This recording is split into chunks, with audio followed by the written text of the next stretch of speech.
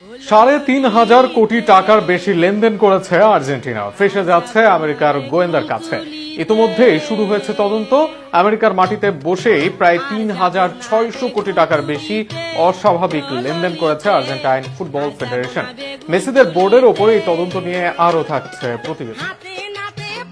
বিশ্বকাপে আর্জেন্টিনা পারফরমেন্সের আড়ালে দেশটির ফুটবল প্রশাসনে নেমে এসেছে নতুন ঝড়।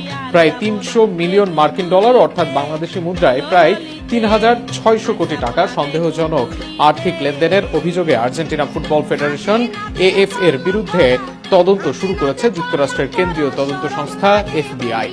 আর্জেন্টিনার শীর্ষস্থানীয় সংবাদপত্র লা নাসিওনের তথ্যের ভিত্তিতে স্প্যানিশ ক্রীড়া সংবাদ মাধ্যম মার্কা জানিয়েছে, এএফ এর সভাপতি ক্লাউদিও চিকি তাপিয়ার নেতৃত্বাধীন সংস্থার আন্তর্জাতিক আর্থিক কার্যক্রম এখন মার্কিন তদন্তকারীদের নজরদারিতে। যুক্তরাষ্ট্রের ব্যাংকিং ব্যবস্থাকে ব্যবহার করে কোনো